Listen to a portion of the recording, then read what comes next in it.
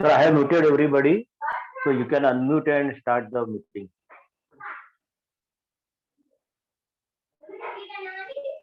Okay, so Professor Ravindra and I may be unmuted. So you can unmute yourself. Professor Ravi Ravindra, please unmute yourself. Yeah. So should we?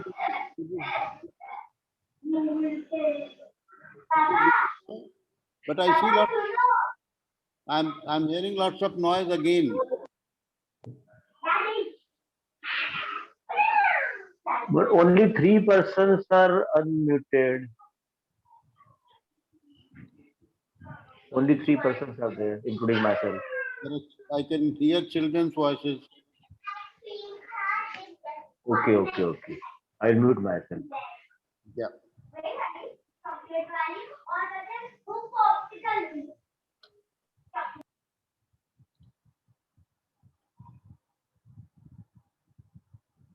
Is it okay now? Should we begin?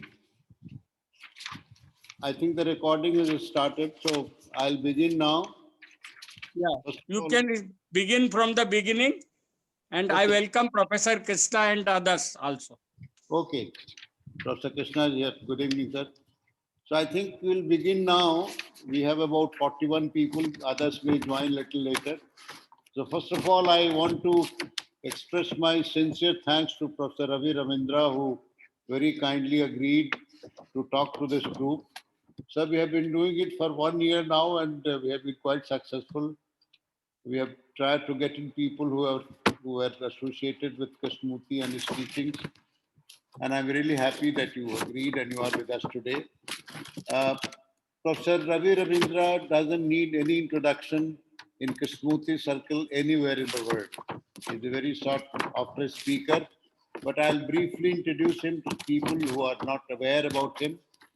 Professor Ravindra is now a Professor Emeritus at Dalhousie University in Canada, where he had taught for 35 years various courses in the departments of physics, philosophy, and religion.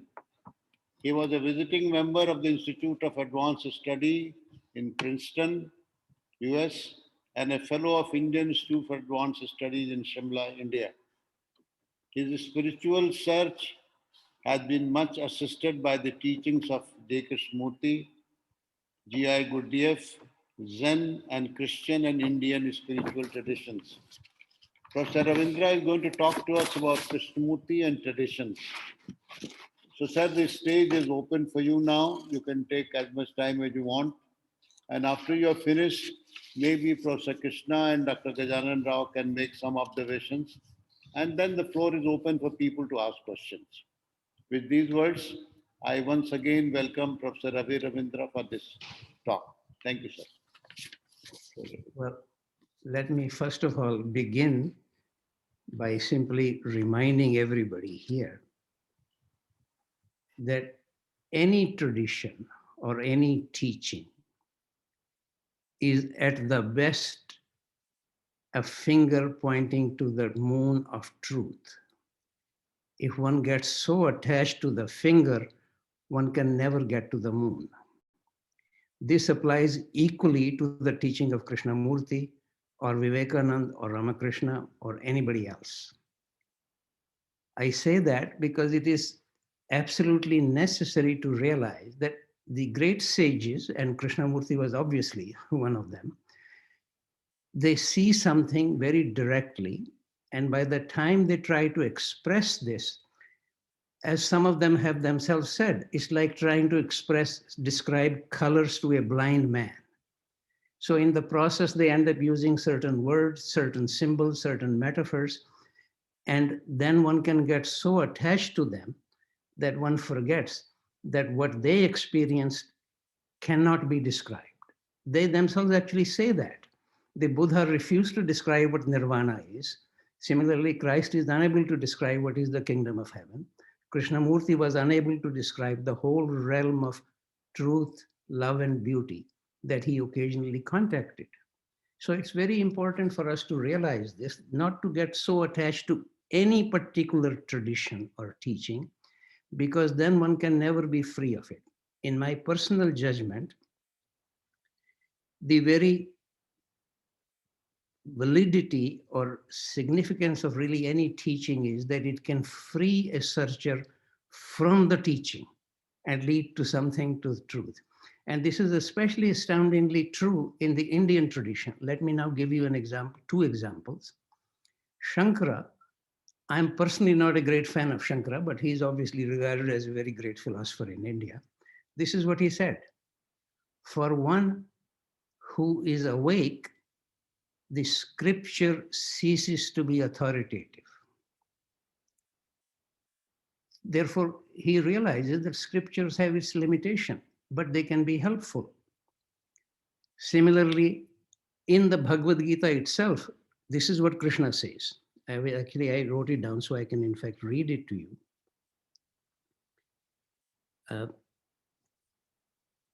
Krishna says, when your awareness is free from the tangle of delusion, then you will become indifferent to what has been said by the scriptures and what might be said. When your awareness, now perplexed by the scriptures, is steady and stable in contemplation, then you will attain yoga. So here are remarks from one great philosopher in India and one something that would be regarded itself as a great scripture. The Bhagavad Gita is perhaps the single most important text to emerge from India. So here, I just mentioned this, that it is important not to be against the tradition, but not to be so attached to it that one cannot be free of it. I would like to report to you a few remarks of my own personal meetings with Krishnamurti. A little bit to my surprise, actually, this was, I think, in 1981. We were just going for a walk. This is in Ojai. And he turned to me, a little bit to my surprise. He said, "What do you think is wrong with India?" Now, I should confess to you that I had by that time decided not to try to reform Krishnamurti or try to ask him to speak in my language, etc., because I had come to a clear understanding that he's speaking from a level which is very high and subtle, that what I needed to do was to listen to him rather than trying to have him do or speak in my language or from my level. So I just sort of waited for him to say. And this is what he said. The trouble with India is that the Brahmins have forgotten the tradition. This is a direct remark from Krishnamurti.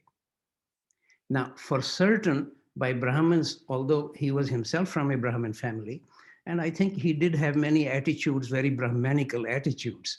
Nevertheless, I don't believe in this particular context he would be so stuck with the caste system in India.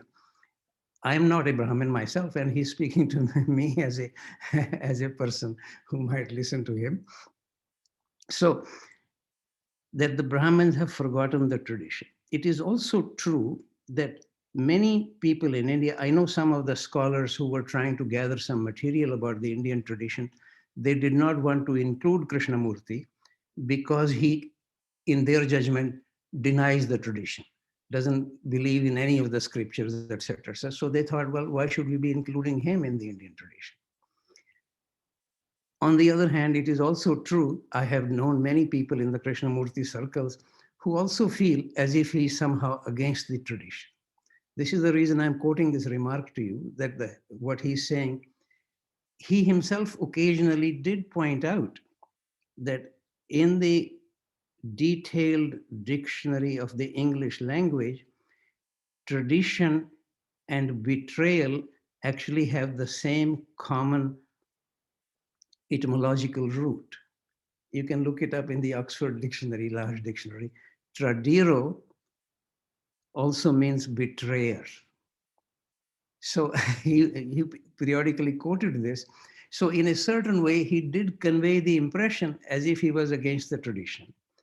And I was myself a little surprised, I must say, to find out from Pupul Jayakar. Actually, she said that not specially to me, but in my own hearing at that time, there were several people around, that at the Rajghat school, I know my friend Padmanabhan Krishna is here, he can correct me on this. They would have either images or some remarks or something about Krishna or Rama or Vishnu or whatever. But whenever Krishnamurti visited there, they will remove those. But after he left, they will put them back. Because how can you understand anything about the Indian culture without having some understanding, some relationship? None of our temples, none of our music, none of our scriptures would have any relationship with the teaching until one has some feeling for what is it that Shiva or Krishna or Rama or Vishnu were hanging around about. So to remove all that would really mean having no understanding of the Indian culture. But so what surprises me in a way that one feels as if when he was there, one should remove those things because he doesn't approve of them. Well, therefore his remark personally came to me as a bit of a surprise, that the trouble is that the Brahmins have forgotten that tradition. What is the root of the tradition? In fact, I would be very happy later on to ask people, if you point out any particular thing that Krishnamurti said or emphasized, if I cannot find the similar thing in the Indian tradition, I would be surprised. On the other hand, it is true that many things can be said. The question is who is saying it? From what level are they speaking? Are they in fact related with the truth and the reality, or are they simply quoting Atman is Brahma? Sounds very nice, but is one actually able to see this? But I unfortunately see the same thing now, sadly, in Krishnamurti circle. Observer is the observed. It's all very nice. It really requires such an enormous freedom from one's attitude to oneself, complete freedom from the self to be able to actually see that observer is the observed. But it's easy to quote. This is where how the tradition goes bad or wrong. One just simply keeps quoting it. So when he says, or when we ourselves say, it depends so much of what one is understanding by the word tradition. If by that we mean what a lot of pandits or Brahmins or priests are going around saying, they're getting more and more dakshina and getting fatter and fatter. If that's the tradition, heaven help us. It's a good idea to be not taken by that tradition. On the other hand, if Yajnavalkya is able to say, Aham Brahmasmi, I am Brahma, is he speaking the truth? How do we know this? If Kabir is able to say, not only a drop in the ocean, but the ocean in the drop of consciousness, is he just talking nonsense? Is Raman Maharishi can be just dismissed? Can Ramakrishna be dismissed? There are mythological figures like Krishna, Rama, or they may be historical, I don't know. There it is, maybe we are not so certain, but there are historical figures who have come as close to the truth as anybody in human history. Why would one not listen to them? But then to get attached to their expressions, because when they are speaking, it's all very fine to say, as I said, observer is the observed. Similarly, somebody could say Atman is Brahma. You could quote the scripture saying that. But how does it relate to me? To me, the whole purpose of any serious teaching is for a searcher to see how does it correspond with my experience?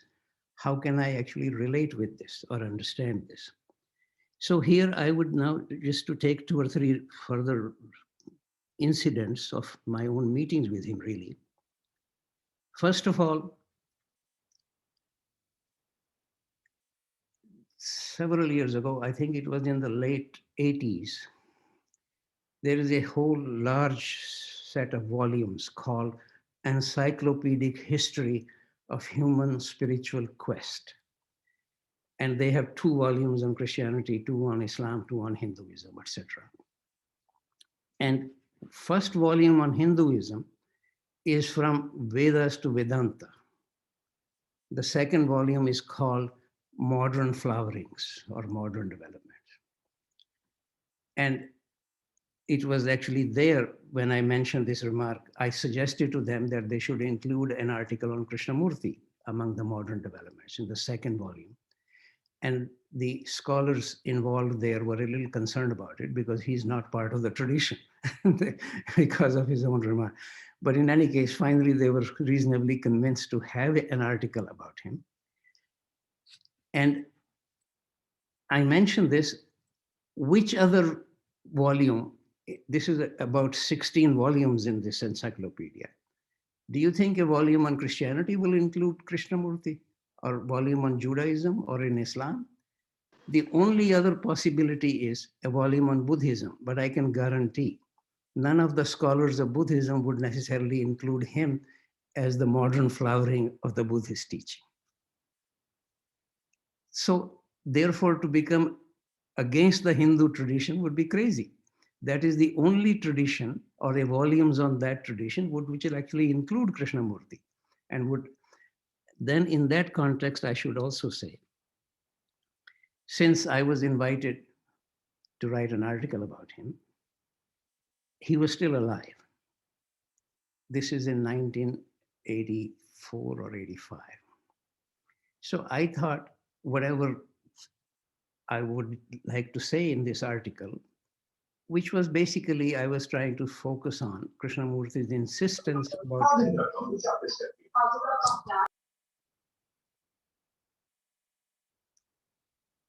on intelligence beyond thought.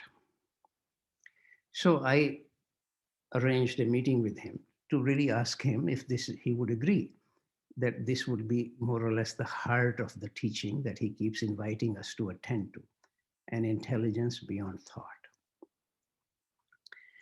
So when I said this to him, he was not particularly for or against, more or less sort of happily said, okay. But then suddenly he warmed up.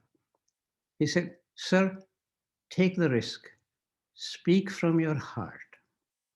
Then whatever you say I have said, I will agree, I have said it.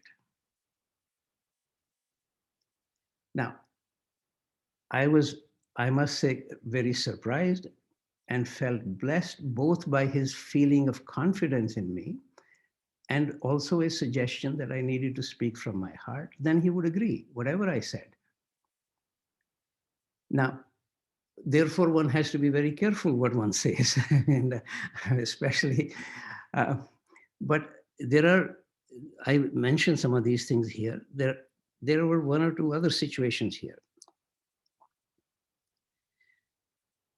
As you know, Krishnamurti had many very remarkable things to say, although, as I said earlier, if you point out something to me, I can happily show you in what part of the Indian tradition it actually is carried.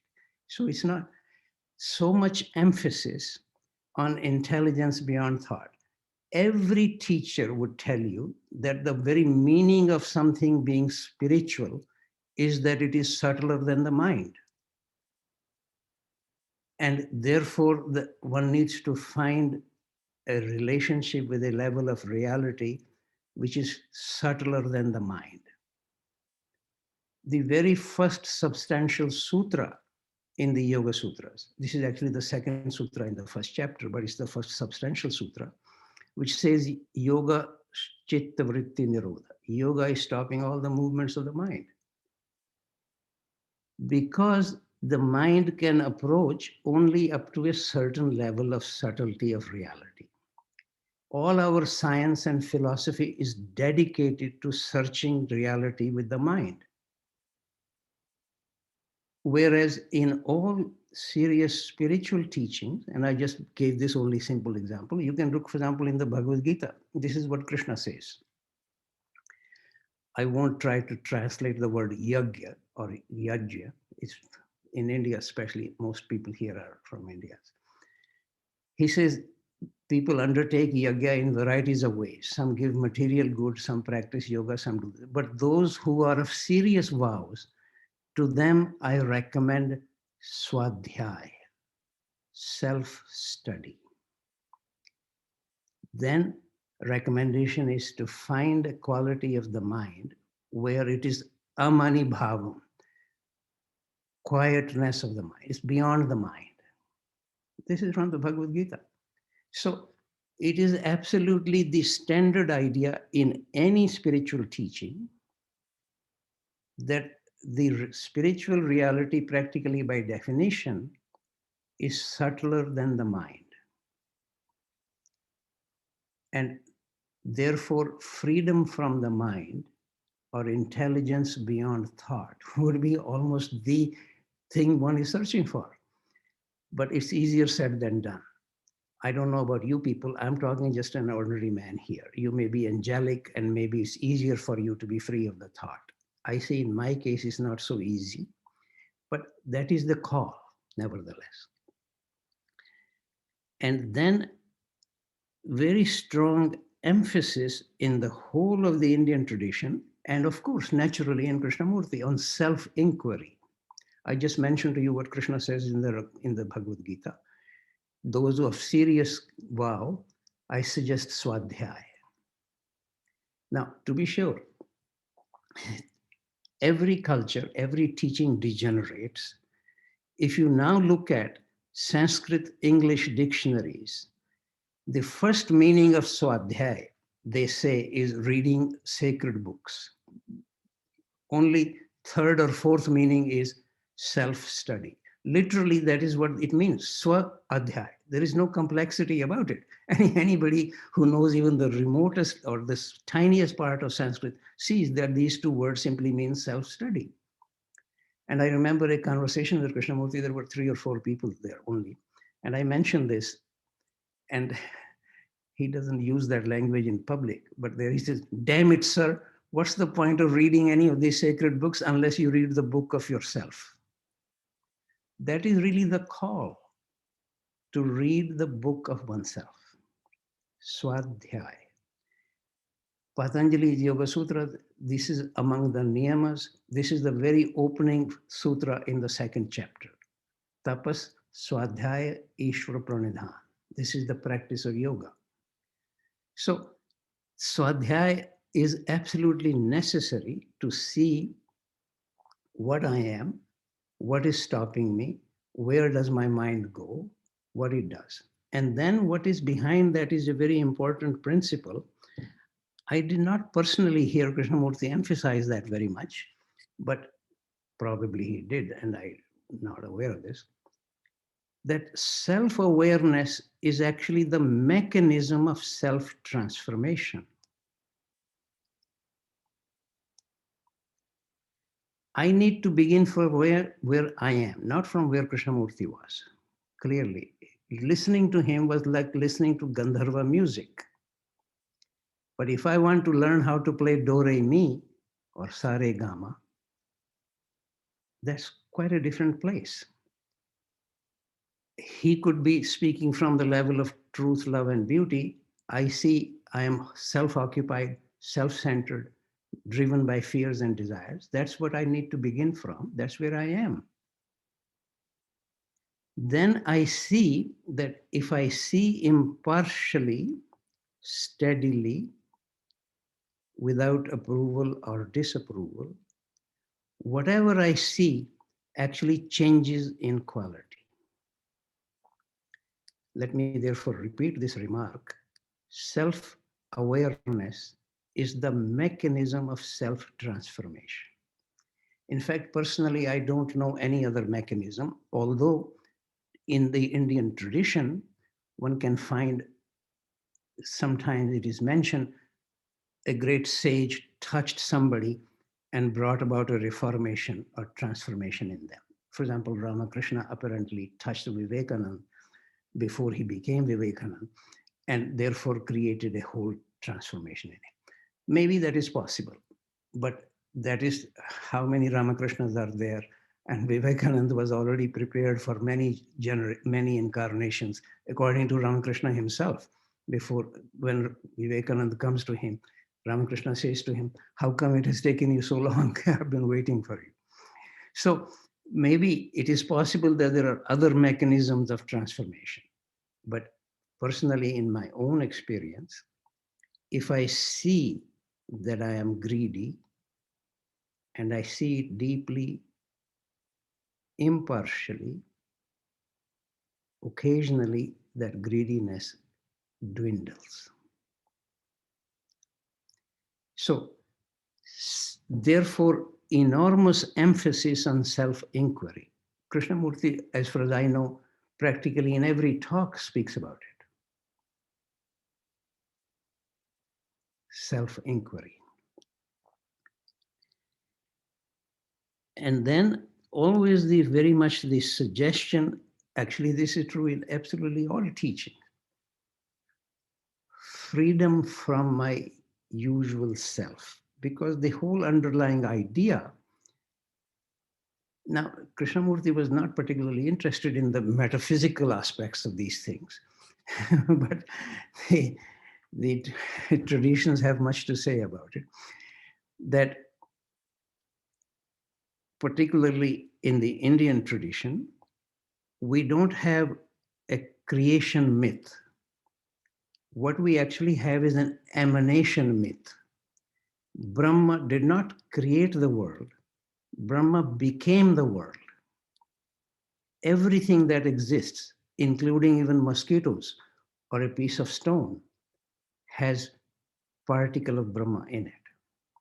It's important to understand this. This is very different from the Judeo-Christian tradition, and a very important aspect of it. Therefore, the call for, of course, now Brahma is manifested at different levels of consciousness.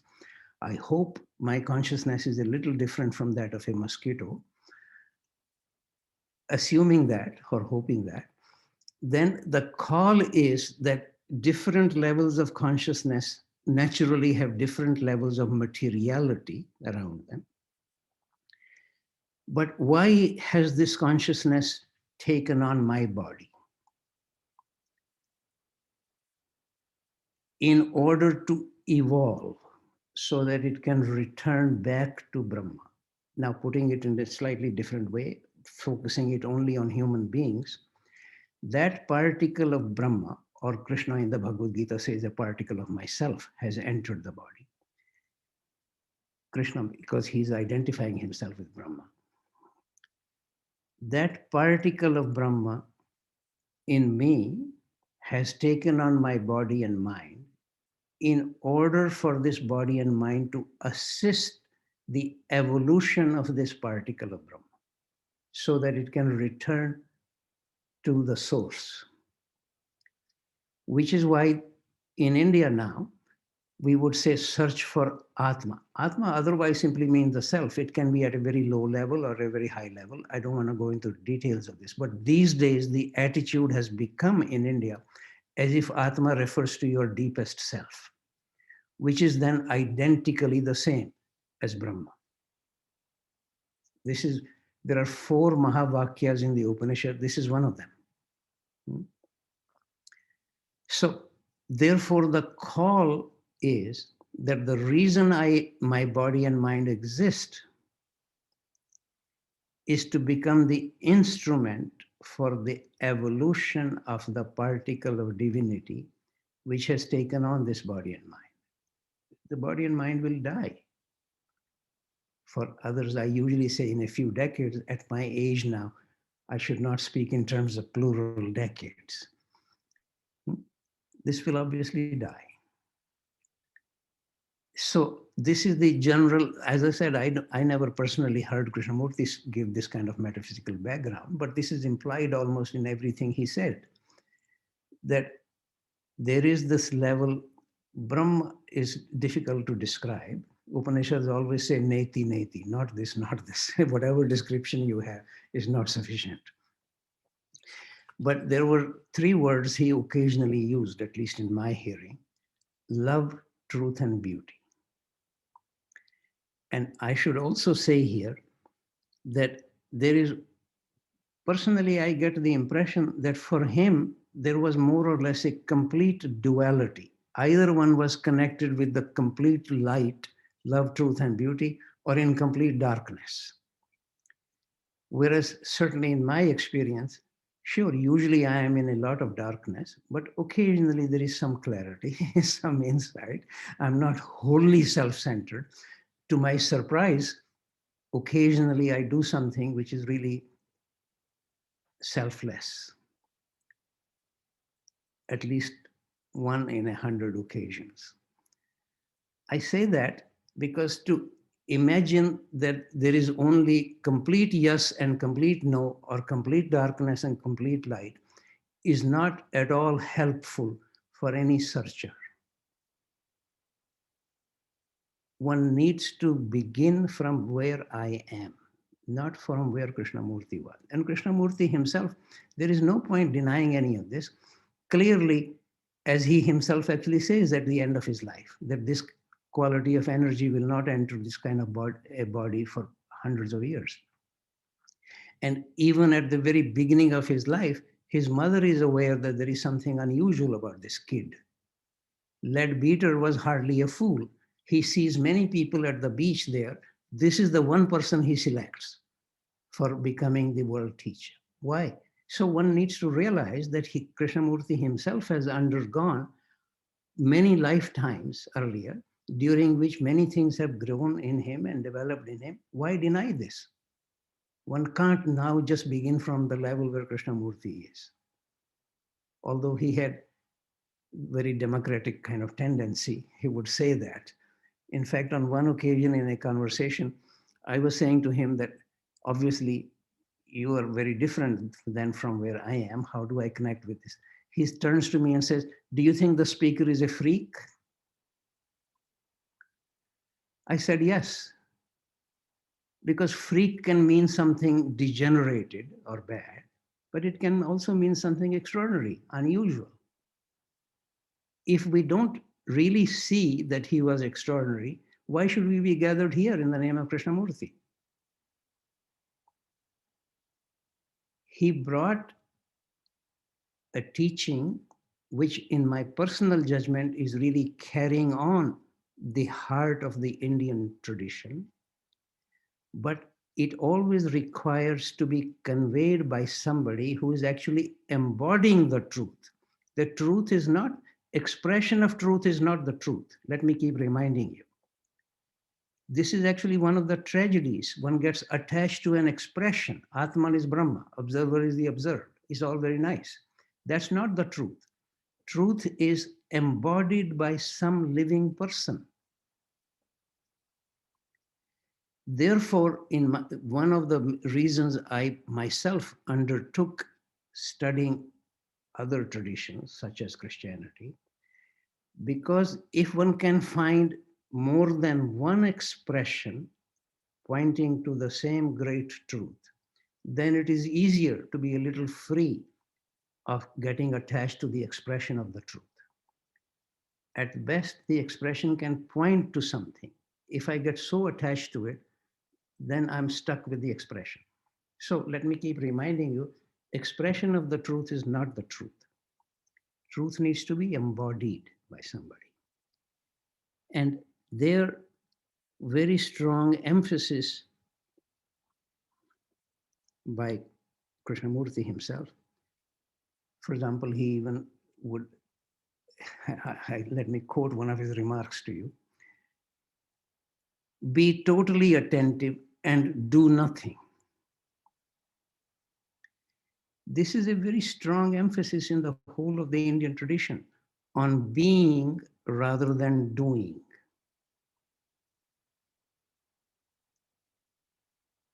This is the whole basis of Krishna's teaching in the Bhagavad Gita, to emphasize Nashkarmya. What does Nashkarmya means? Actionlessness.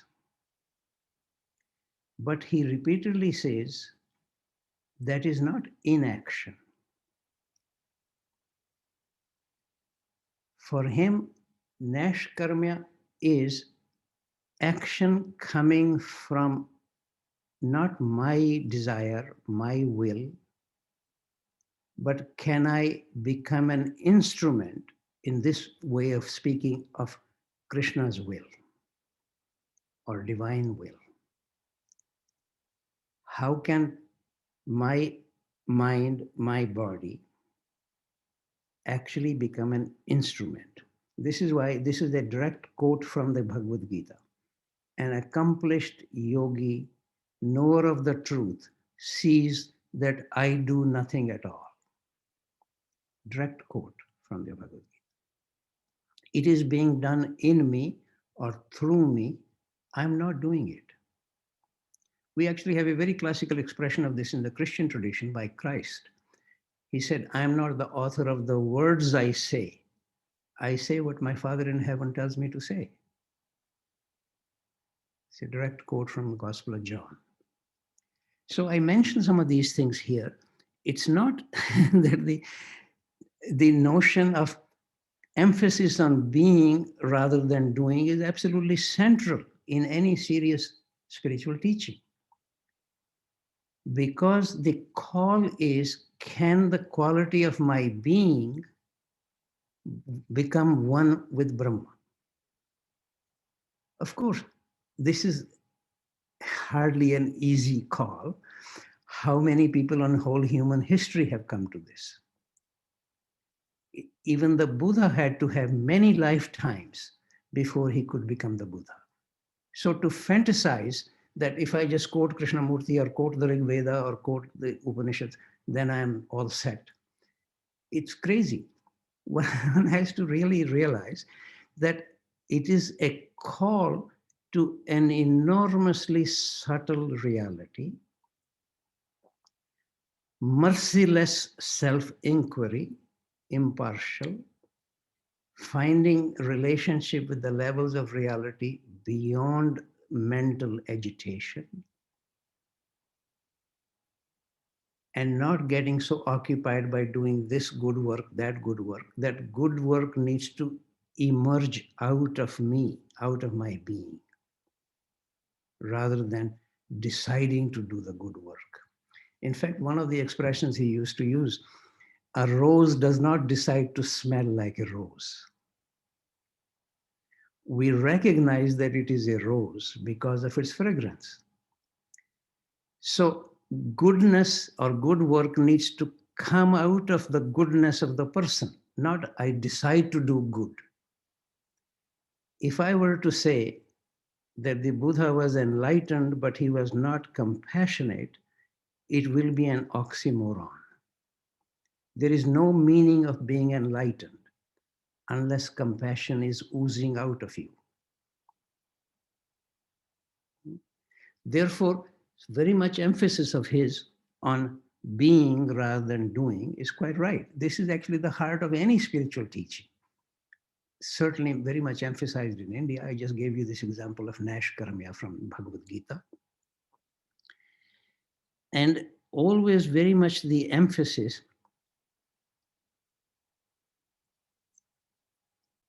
to become really almost to become a nothing. In fact, Krishnamurti himself makes this remark. To be nothing is to go beyond measure. This is Krishnamurti's remark. And this is, of course, in a way the call, because to be nothing meaning to be free of my usual self, which is wishing for this or acquiring this, desiring this. It is freedom from my usual self.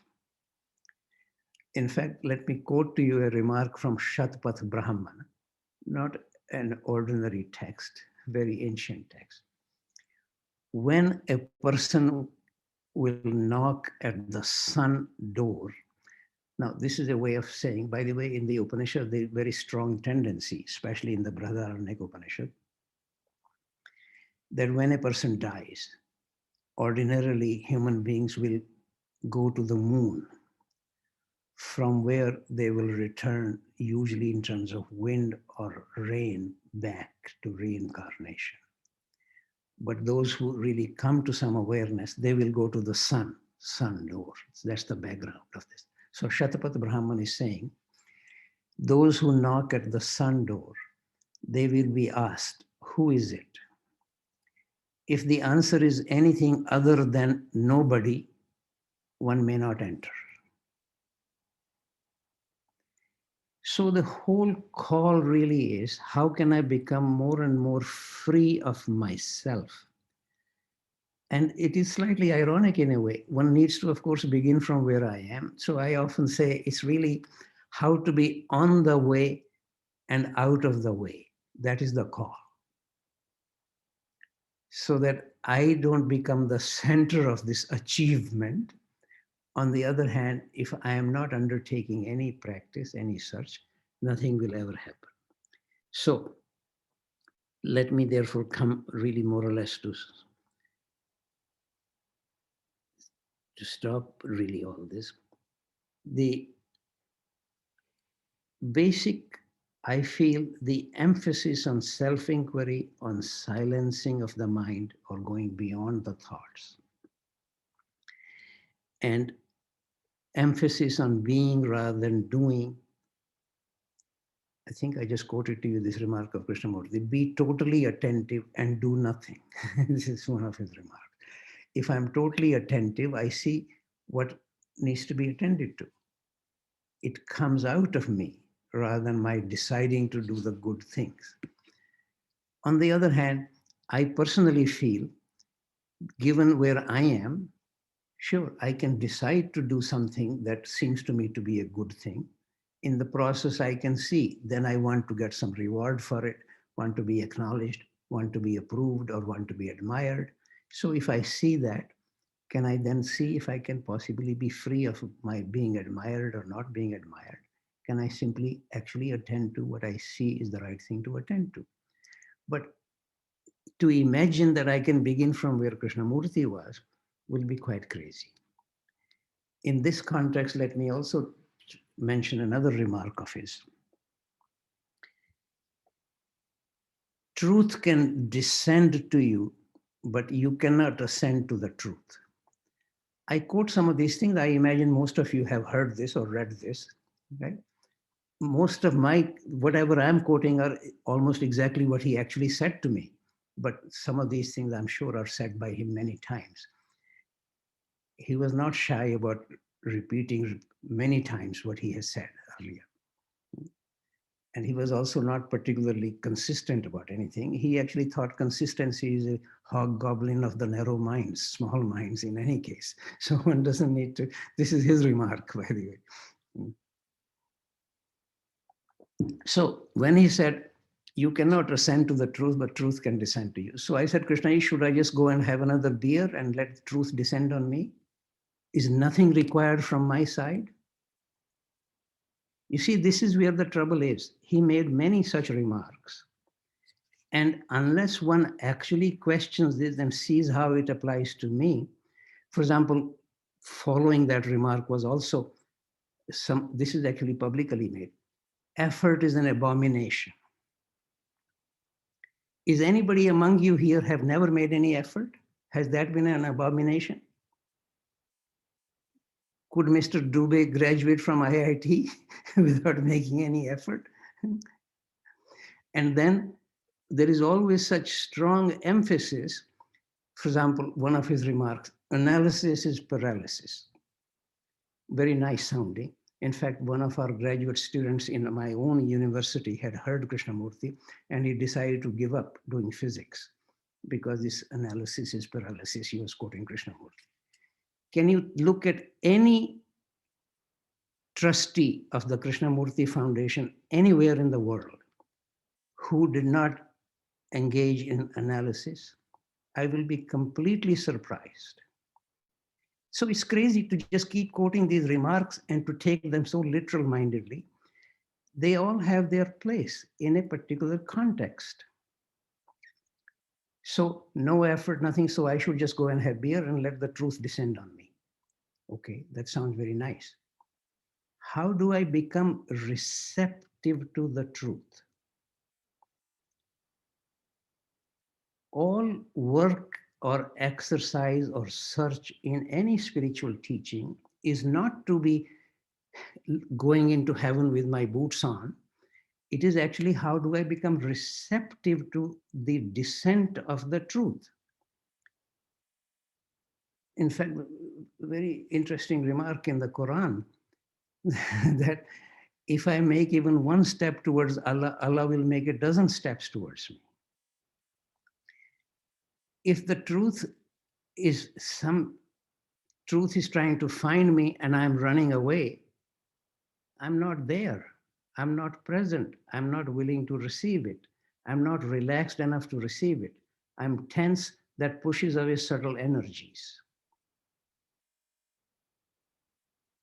So what is required from my side is receptivity, preparation for this. One of the great sages, Shvetashvata, there is actually an Upanishad named after him. This is what he said. All human realization is a combination of tapas prabhav and deva prasad. Human effort and benediction of the devas. Otherwise, this is a classical difficulty. We see this in Christian churches, argument between grace and effort. One can get either exclusively occupied with my work and I can get into heaven, I have done this, or I don't need to do anything, just let it be the grace of God. What is required is a very subtle combination of the two. How can I become receptive to the truth? We have a very interesting, actually, historical example of this. All of you, especially in India, would know Meera, one of our great sages and great poet. She was a queen, and once a very well-known yogi comes, this was a common practice.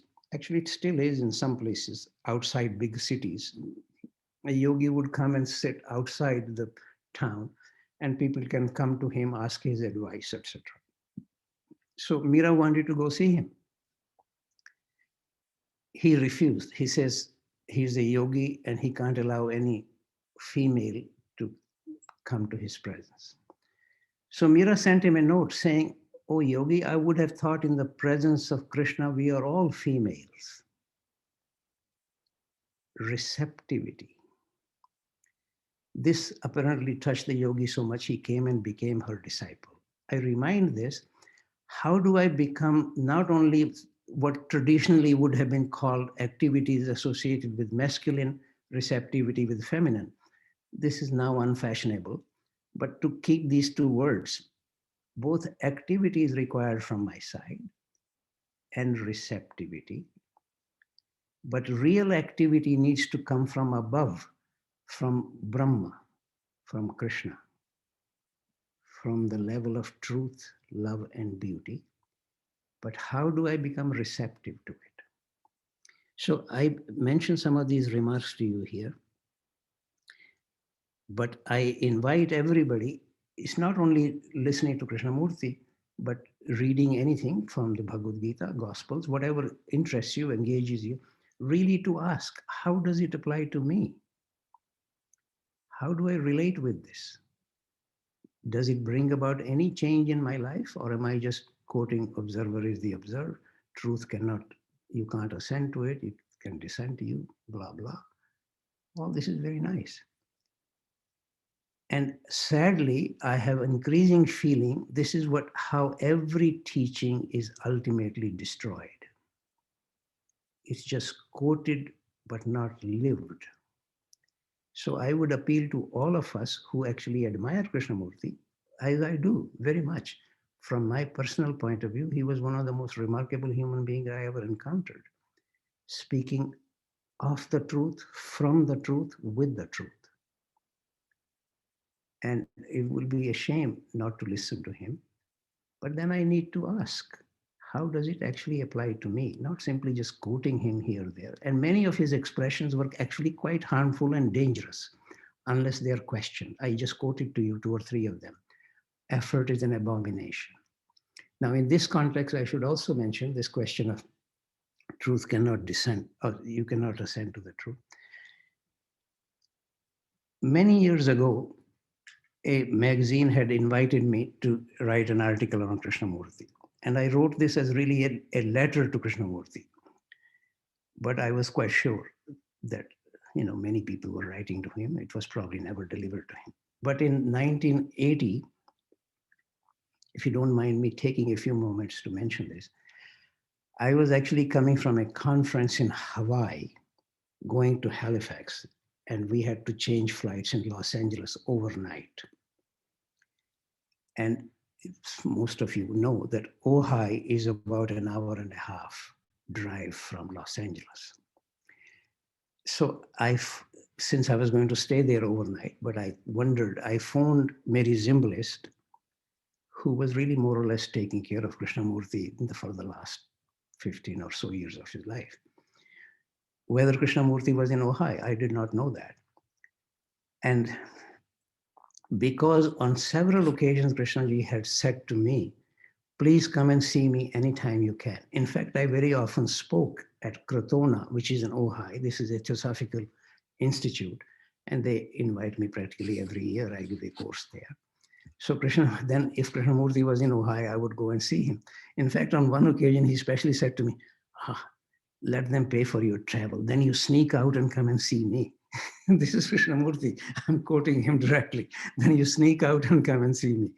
So I was clearly very much invited by him to come and see him. So I asked Mary Zimbalist whether he was in Ojai, so I would come and see him. She said to me, he's here, but he's absolutely exhausted. This is 1980. At that time, he would have been 85 years old. And that he has just finished giving some public talks. And certainly, most of you know, he spoke with a great passion, and great energy, and that he was tired, exhausted, she said. Then she said to me, but I know he'll be very happy to see you if you promise that you won't raise anything serious. So I promised that I won't raise anything serious. I was with my wife, so otherwise we would have to rent a hotel space at night in Los Angeles. I thought I'll go to Ojai, stay there overnight, and in the morning. So we rented a car, drove to Ojai. And so at lunchtime, we're sitting there. I'm on the left side of Krishnaji, and Mary Zimbalist on his right side. My wife is sitting opposite. There were 6 or 7 people in there.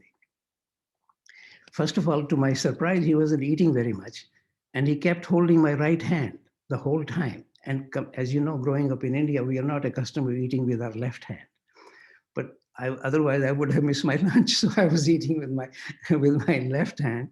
Why? Because he just kept holding my right hand the whole time, practically. And I have no idea from us. And I was just trying to think of something really more or less ordinary. Oh, Krishnaji, is such a nice weather, and maybe we can have a walk or this. But suddenly from somewhere in me, you see, devas are always interfering. They also wish to help. Somehow a remark emerged without my deciding to bring it. Namely, I said, Krishnaji, it seems to me every impression changes our body at a cellular level. He turned to me, he said, should we go into it? And Mary Zimbalist looks at me. I have obviously betrayed my promise to her not to raise anything serious. And Krishnaji insisted. He sent somebody to bring a tape recorder. And by the way, I should also say here, I was a bit surprised, really. From a sage, one doesn't expect him to become so angry. He was so angry at Mary Zimbalist, who said, Krishnaji, maybe later on you can speak. This is not a good time. He was very angry with her, asked her to shut up. You don't know what you're talking about. This is important. So I say this, maybe you all know this already, but it's good for you to know this part of Krishnaji's life. And so in any case, he asked him to completely shut up. So we have, now it's all being recorded. We have a whole conversation about this. And I'm feeling really bad. I have betrayed my promise to Mary Zimbalist. In fact, immediately after lunch, I decided not to stay there. Otherwise, that was the idea. So we drove back to Los Angeles, having to rent a place there to take the flight next morning. But I give this as a background, partly because 3 days later, the phone rings in my house. And my wife answers the phone. She says, the voice sounds familiar, but very formal. He's asking, may I speak to Professor Ravindra? Hardly anybody calls me that. And it is Krishnamurti on the phone. I have no idea where he got my phone number. He's calling me, and this is what he said. What you said 3 days ago, I've been thinking about it. Now, he's also the one who often said no time is required for anything. It's always 0 time. What you said 3 days ago, I have been thinking about it. Can you come and see me for half an hour? Now it's 4,000 miles away where I am. And I'm a simple academic, not have the kind of graceful money amount that people took care of him with. But he was a great magnet. I could not say no. I actually had a conference in London, England a week later. So if you know geographically to go, I went to London, England via Los Angeles from Halifax. And but the reason I'm saying all this, because then now I was in a slightly different position. He's the one who had asked me to come. And I raised this question again. I said, then I gave him a copy of this article that I had written, which was written as a letter to him. Because my question always was, he's up there, I'm down here. How do I go from here to there?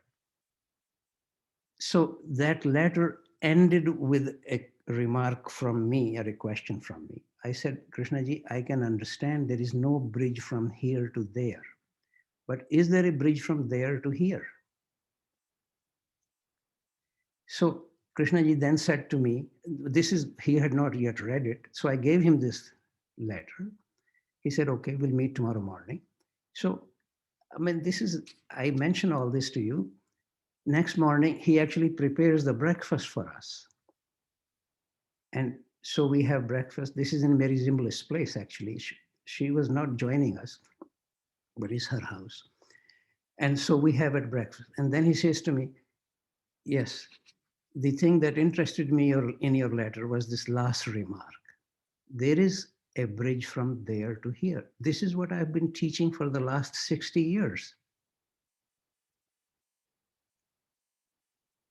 In a way, this is actually important to understand, because to imagine that I can make a bridge from here to there is starting from my level of being.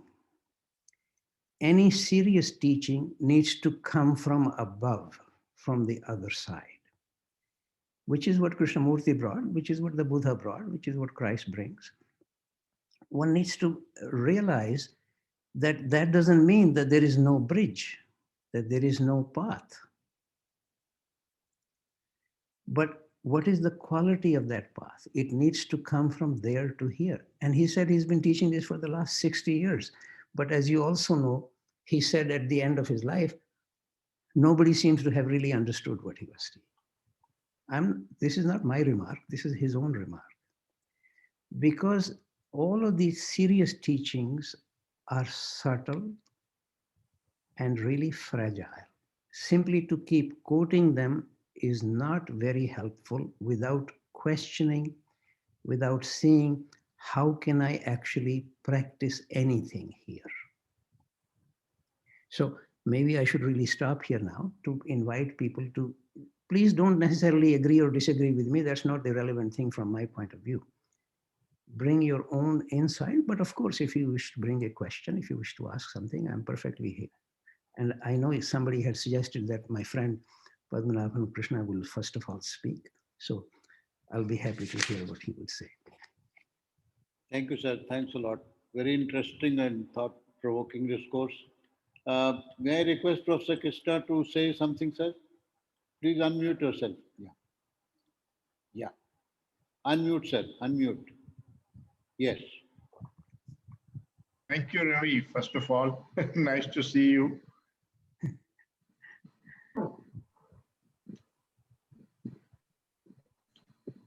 I think there is a wrong impression that Krishnamurti was against tradition. He was against blindly following tradition, Yes. or indeed, he was against following. For the same reasons which Ravi has just explained, that unless you have the perception, you don't have the truth. You have only an idea about the truth which was perceived by somebody else, which makes you second-hand. But why I say he was not against, because if you look at his own life, you find that he chants. Yes. He did Bharat Samaj Puja, and he would do yoga and pranayama. And when he learned from Desikachar yoga, he would behave like a disciple or a student behaved towards his guru. Yes. So it's not true, but he's against blindly following. And he keeps saying that in every talk of his, that, sir, don't just agree or disagree, investigate the teaching. Why does he say that? Because it's only during an investigation, which means you question it and you go into it, that question yourself, in the mirror of daily living. That those are his words. That there is a possibility of your coming upon that truth. The other thing that came to my memory as I was listening to Ravi was that in that last year in 1985, he said to me, sir, why is nobody willing to give his life to find out what did the Buddha mean? And when a number of Hindus came and said to him that, sir, in our culture, 3,000 years ago, we had this Upanishads, this, that. He said, yes, sir, you have had a great tradition, you have had great sages in this country, but what have you done with them? Do you just translate them and repeat what they have said? Or have you understood? Have you worked on it? What did they mean? So his emphasis is not against tradition, but it's against taking pride in it and simply repeating it. And he was, in that sense, against knowledge. Not against, but he said knowledge doesn't take you to perception.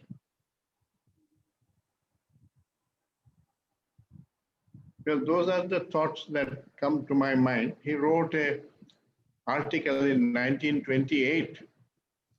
In 1927, he is supposed to have become the world teacher, according to Leadbeater and Mrs. Besant.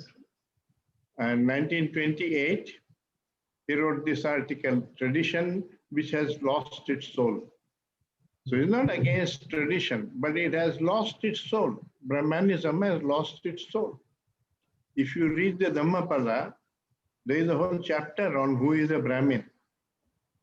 And Krishnamurti was saying all this, that the true Brahmin is not by birth and so on.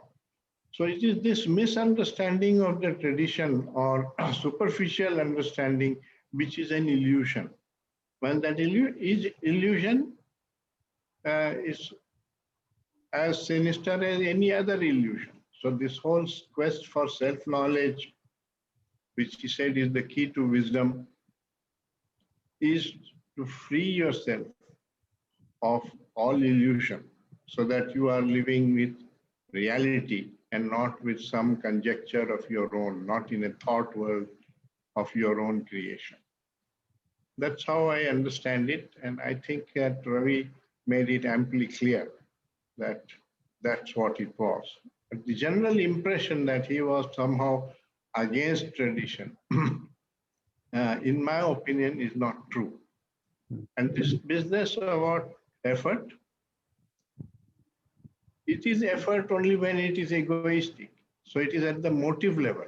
It's not that you don't do anything.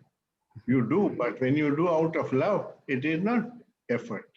And when you do it out of ego, then it becomes effort. So he used the words effort and so on, always meaning it's egoistic. So you have to, that's why you have to investigate it and not interpret it and then take your own interpretation as what he meant. If you investigate it, you will find out what he might have meant. Okay, thank you. Thank you, sir. Thank you. May I request Dr. Gajanan Rao to say something, sir? Some observation? Don't take much time. It is great, Professor Ravi, listening to you. I'd always admired you. I knew you, only that we don't know each other personally. Had quite a few videos I've seen that you're participating. Krishna has cleared some of my doubts which I had about what you said already. I wanted to ask you, of course, I'm one of those who admired him. And when you start admiring someone very profusely or profoundly, you try to emulate in speech and in thought. And then you know it is not your thought, and you struggle to separate it from you. But as I said, this experience of a certain disorder, looking at it fiercely, very, very, attentively, let us say, as I said, greed or anger as it arises, you have a control over it, it diminishes. But I really don't know how to be rid of the whole thing once and for all, and also stop bothering about it. After all, it's not, again, becomes a big effort to keep yourself up, to suit your own image about you, which is not right, I think, as your own terms also. But I only want to ask you one thing, Dr. Ravi Ravindra. Why do you think, we won't repeat unnecessarily, what he says about the observer is the observed, there's a lot of truth in it, no? To loosen you from the duality, to get you out of duality. And we have rare experiences, ordinary experiences of being with something where you lose yourself too.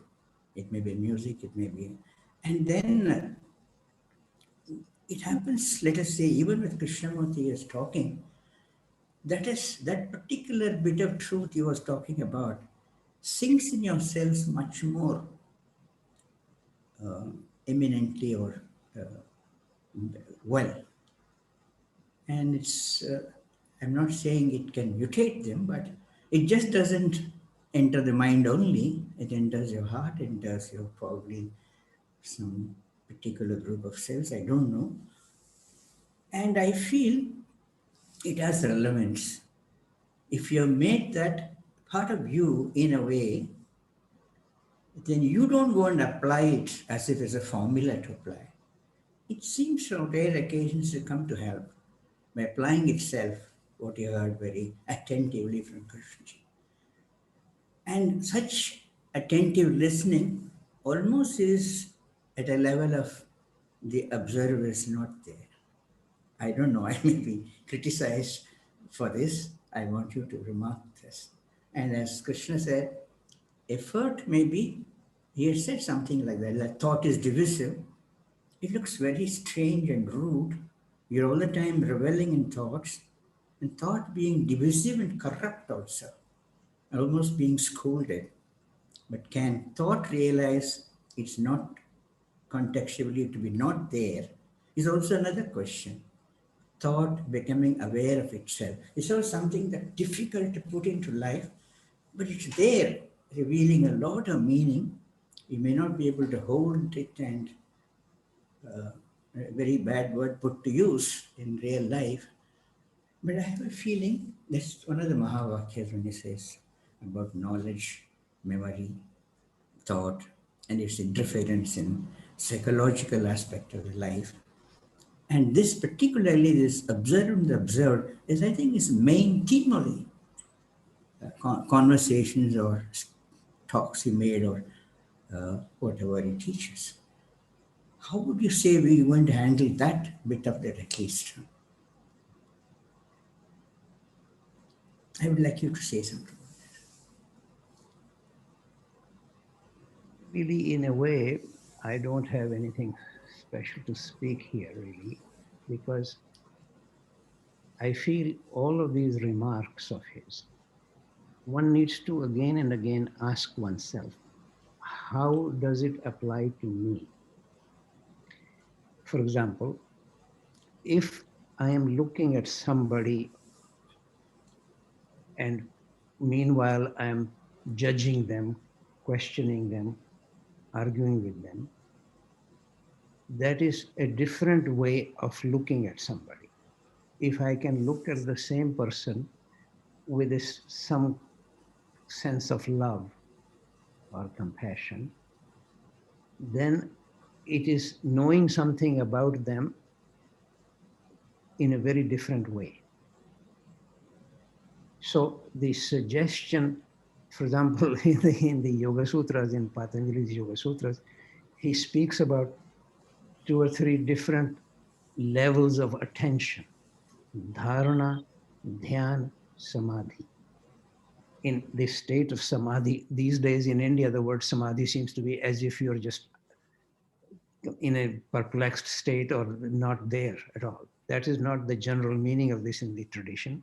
Samadhi, as Patanjali says, swarup shunya, I am free of myself. And then I can look at somebody that they don't exist because of my approval or disapproval. That's almost really the attitude of love.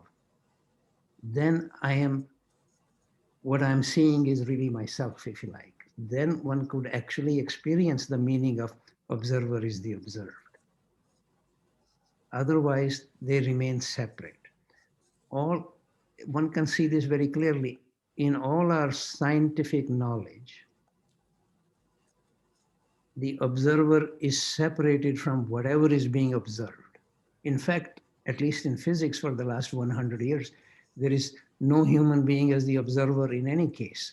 It's some instrument which is recording something or the other. So that instrument is separating whatever is being observed.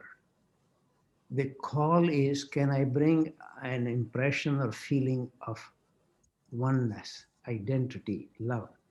So relationship arising out or knowing somebody or something out of coming together, which is what we really mean by love, then by separation. That would be closer to observer is the observed. Very nice to hear that. Can I ask you just one more question? Yes. Did you? Please unmute yourself. Yeah, I'm unmuted. Yes. What do you think, Dr. Ravi? If really, as you said, you really removed several myths in the minds of a lot of people who adore him, admire him today, and I'm very happy about it in a simple way. And in your clarity, so many things got dissolved, myths in our minds. But I want to know, because we had almost, as you said, an avatar, a mystical being, embodiment of truth and all that. In a modern society, so progressive about its ideas and aggressive about its actions in certain areas which are causing damage to the earth, even what is or has been Krishnaji's relevance on the world at large and to the audiences he spoke. Has it been considerable to not transform them really, but at least I would like you to say so. Well, in a way, if one wishes to be critical, one could say, after all, Krishnamurti's teaching has been around for 100 years now or more. Yeah. Has it changed the world? How many people have been really influenced by this? We don't know, no, sir. There may be quite a few or quite a large number. But Or he would say, sir, I could say probably it didn't change anybody, the way he likes change to come. He said, how would you say that? He said, one can say. This similar thing I found in part of a Gita somewhere, that Krishna saying, when Arjuna asked, can the realized soul be recognized? He said, yes. He says 1, 2, 3, 4 points to recognize such a soul. So maybe according to him, there have been not any also, if you want to say that. But the relevance then dwindles, no, of such a Mahatma who's been with us, and is to say that nothing has happened. No, but he himself, why would he say that nobody has understood what I have said? Yes, he It's said not that. my remark, this is his remark. I know. It was very hurting. And then he also, on at least on one occasion, said, this is in my personal presence, that especially the scientists have great I see. difficulty understanding what Okay. Okay. and But he liked a scientific temper, though, to go with spiritual quests, yes. didn't he? Oh, yes, of course. You see, this is part of the difficulty. In a way, Yeah. one of the great contribution of the scientific perspective, Yeah. in fact, in my personal judgment, all the great sages are scientific in spirit. Yeah. They are much more interested in the internal universe and studying that rather than the external universe. Yeah. But in any case, the point, I'm not saying that nobody has been influenced by him, but to imagine that the world is now different or changed will be quite crazy. It seems to me there is more mayhem now. But Yeah. there is another thing that Yeah. Yeah. I Yeah. should mention here. Another, Yeah. Yes, please, you another, leave Harish, please. Yeah. Yeah. another. Okay. Thank you. Once Deepak Chopra remarked, what Krishnamurti taught is the clearest and direct way to the discovery of truth. But his obvious apparent denial of all religious tradition at one stroke has turned out to be his own undoing. So he had been written off, and he will remain written off in the coming decades and centuries. Sir, would you like to say something? No, I mean, Deepak Chopra's perspective, I think, is not to be dismissed easily. I think it is true that Krishnamurti, at least in my understanding, my own interaction with him, speaks from a level of truth and is worth listening to, worth pursuing, following. But as I was earlier trying to say, that many of his expressions can be understood as if he's against the tradition, against any effort, against this or that. That problem really depends on the listener.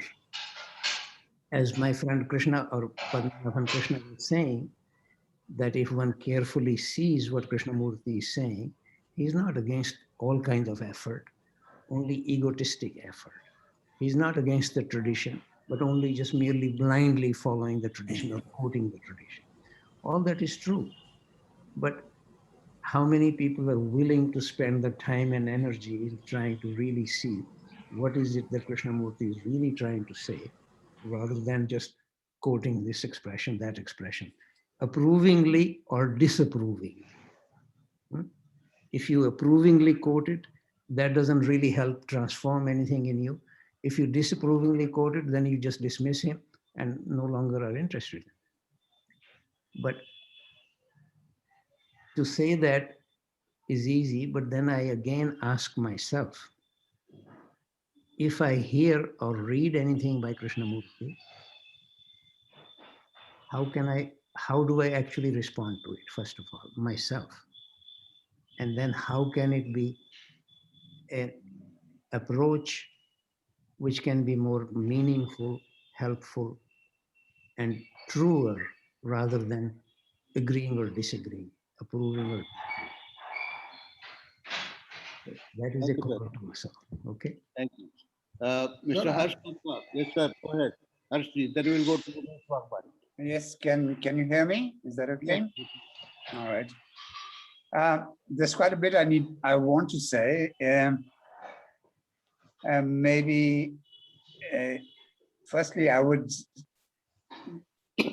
say the same thing as Professor Ravi is saying, that what Krishnaji says, if you look at certain quotations and if you listen to extracts, which is what most people tend to do, there is a parallel to be found, not just in the Indian tradition, but in the Western tradition as well.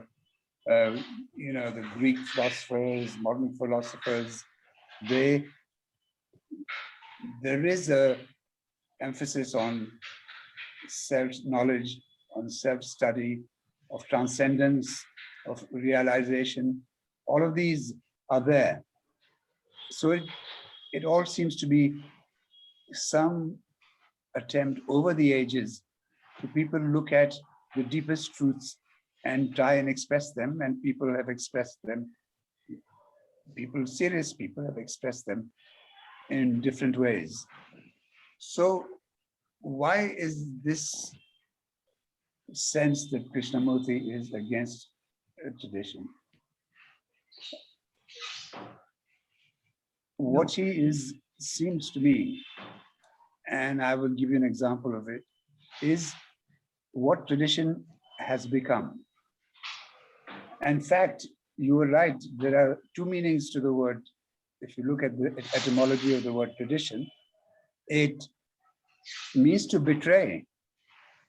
And it also means to give across, to bring across. So tradition is doing both these things. And it's in the sense of betray that tradition can betray the person who is seeking the truth. I happened to be present at a discussion Krishnaji had with Rahula, who is a Buddhist scholar, a very renowned Buddhist scholar from Sri Lanka. And I happened to be there, very few people there, because I was doing the recording. And during the talk, Krishnaji would say various things. And Rahula would say, yes, that's exactly what the Buddha said. And it went on like this. And Rahula was very satisfied with that virtually everything that Krishnaji was saying, the Buddha had said. And he could find a parallel everywhere. When the discussion was over, the recording was over, I switched off all the recordings. There occurred something which I'm sorry was not recorded.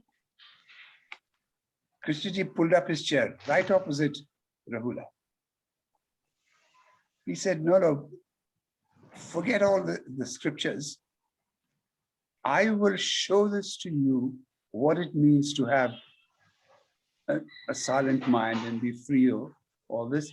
Right now, this minute, now just pay attention and just put his face a foot away from Rahula's face, drew his chair right opposite his chair, and he looked him intensely and he said, I'll show it to you now.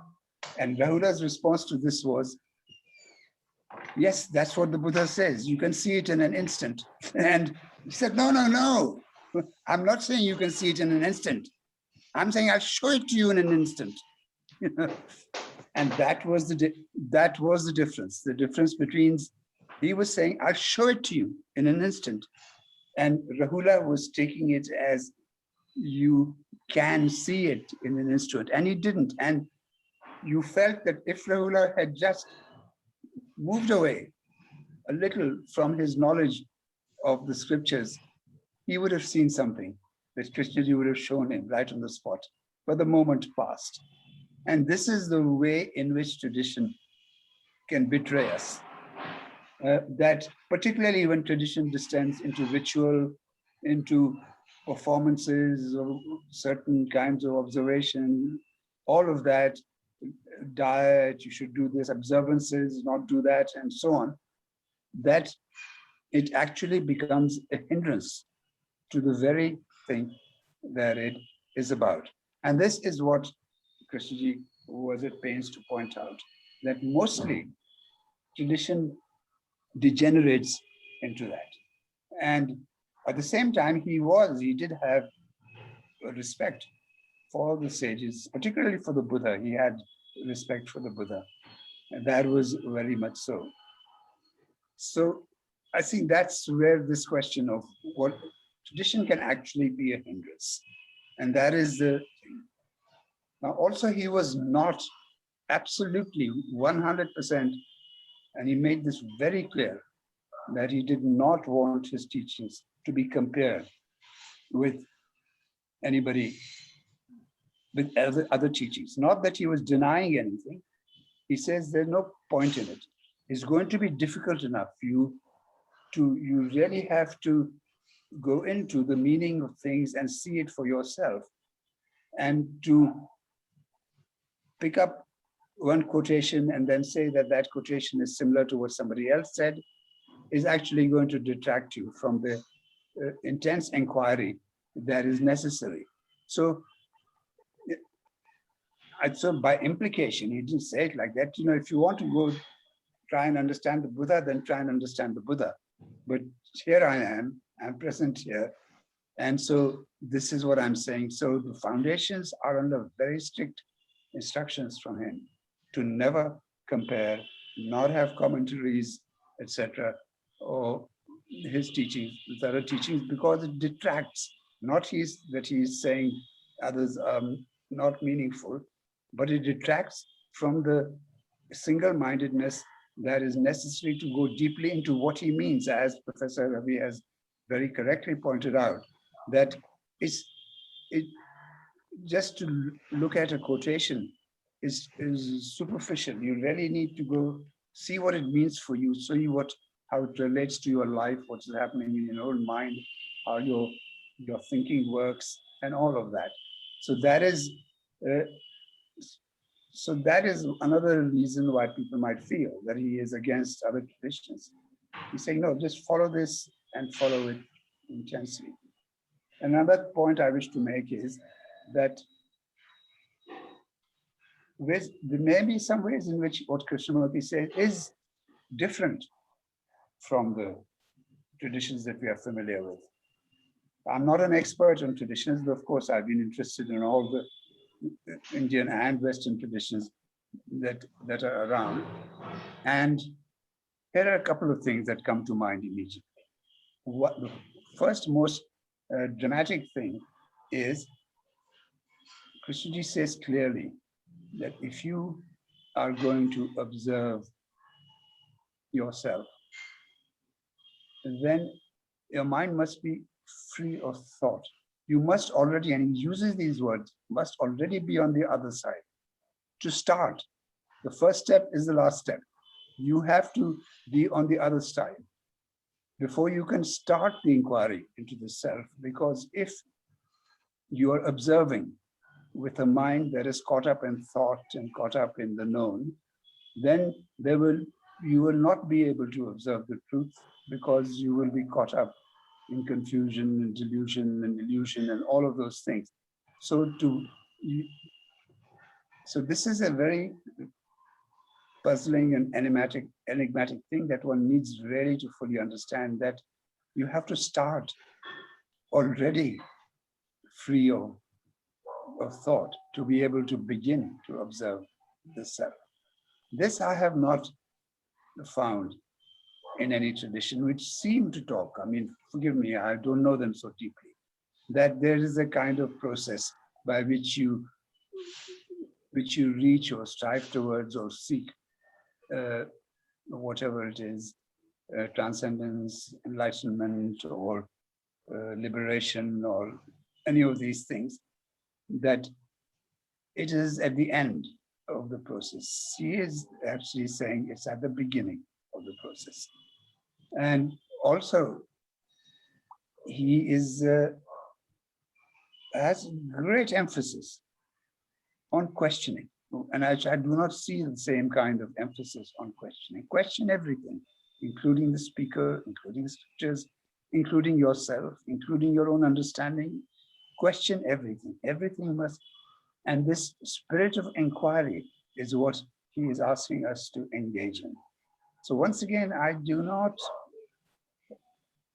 maybe I'm wrong. I mean, perhaps you know more than I do, so perhaps someone can correct me. But I do not see the same clear insistence on inquiry. So these are just two things. I'm sure I can think of more, but I think this is probably sufficient for the present. Sir, I want to ask a question to Ravi sir. Dinesh ji, let Professor Ravindra respond to what Mr. Harsh Tankha said, and then we'll come to you. Okay, sir. I don't have very much to say other than to really ask all of us, including myself, who admire Krishnaji and Krishnamurti's teaching, to make sure that we don't betray it. Thank you. I will beg Dubey to allow me just 2 sentences. Let Dinesh ji. Sir, I want to ask a question to Ravi sir. Yes, please. Sir, you mentioned that in your case, at least 1 in 100 times, there is an experiencing of selflessness. So in that state, what experiencing is there of that intelligence beyond the mind, or is there any role of divine will, or what is your experiencing of divine will in that? And also what you have to say, the role of grace in that. Am I clear, sir? Yes, I think my own personal impression is actually throughout my life, almost everything in me is being graced by some subtle energies. To me, it seems absolutely obvious. After all, I did not create myself. I would not have the foggiest idea how to make this breathing apparatus or the air that I need to stay alive. So it's all a benediction. And then occasionally, something in me, maybe one way of saying it, or around me, is able to see myself quite impartially, freely, if you like, selflessly. But also occasionally I see how selfish I am. Now, therefore, my own impression personally is that there is actually a journey. It is not either you are at the 0 level or you are at 100% of realization, which is the impression I get from Krishnamurti's teaching. I don't personally have that experience, nor have I really met. In fact, even in the case of Krishnamurti himself, I saw him getting so angry and annoyed. I wasn't sure at that time he was connected with anything subtle. So there is no point just fantasizing or divinizing him. And my own personal impression about myself is that there is a whole different levels of being. How do I connect with them is not always entirely in my control. Actually, hardly anything is in my control. That's what I just finished saying. I did not create my breathing. And I often remind all my friends, we use the expression, I am breathing. It is completely absurd. I am being breathed. If I can occasionally come back to this, then I will have a considerable more freedom to actually search for what is true. Otherwise, one is just occupied with me, me, me. So, any experiencing of insight in that state? Sorry, say that again. Any experiencing of insight in that state? It is already Insight. 9 past 5. Please give chance to others. Please be sympathetic to others also, please. Dubey sir. May I just speak 2 sentences, Dubey ji? Yeah, go ahead, sir. Okay. I appreciate what Harsh said. You know, of course, he has captured the spirit of the teachings.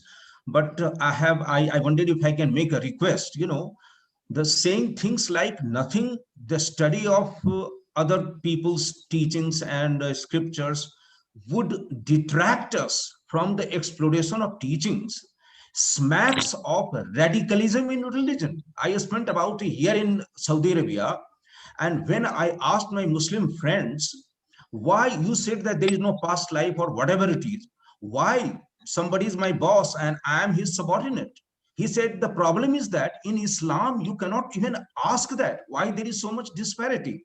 So please, for God's sake, let us not, be puritanical and have a radical attitude that we should be focused, one-pointed, single attention to the teachings. There should be an openness.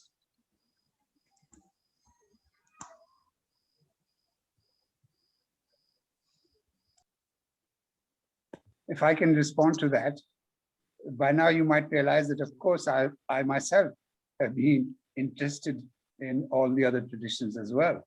And so trying to understand Krishnamurti's teachings does not prevent me from understanding other traditions. It actually helps because they are really all after the same thing. But if you want to go to the depth of something, I would say that, right, follow Buddhism, but follow it, do whatever is necessary to follow that. Or because one of my main criticisms of the way that Krishnamurti's work, teachings are spreading right now is you're seeing them all piecemeal. Now, he himself was said that because I talked to him about this, that you must look at a whole talk as a unit and not as composed of little sayings, because a whole talk is an exploration. It starts somewhere and it takes you somewhere to show you something. And it's showing you that which it gets to at the end of which is often intangible and not what's in words, but it's maybe a way of looking. What he's pointing to show you that is the purpose of a talk. So a talk is a unit, and you have to listen to it as a unit. And so to be distracted from that is more what I'm referring to, rather than negating the other teachings. There's no negation of other teachings. It's just, and even talks, he said, went further, you really have to look at all aspects of my teaching, not just one. I'm going to say more about this in 2 weeks' time, when there is a question about why we don't change, or why people haven't changed after following the teaching for so long. But it's a very interesting subject. And it's not as simple as black and white, don't have any other teachings. Yeah. Thank you, Harji. Thank you. Sushilji, should we close now? Yeah, sir. But with the request to come back again on this forum, because talk has not been completed. So many persons are trying to ask something and they are not able to ask them. So would you please request Ravi Ravindra sir to come back again any time suitable to him, any Sunday suitable to him. Yes, in a few months' time, we'll again make a request to Professor Ravi Ravindra again. Yeah. Talk to this group.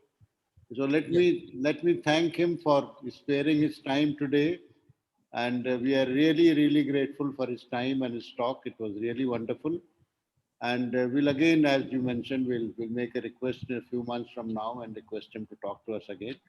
With these words, I think we can close it now. And, thank you, Dubey sir. Thank you all. We are thankful to you. Thank you. Next Sunday, we'll have Mr. Alok Mathur. He is also a trustee of KFI. And he is very much here, here in this talk. Yes. So next Sunday, we'll go back to our original time, that is 11 a.m. and we'll be sending the notice. Thank you once again. Good night. Thank you, Dubey sir. Thank you very much. I felt obliged. Thank you. Thank you. Okay, sir, please Thank you, close everybody. Yes, thank you for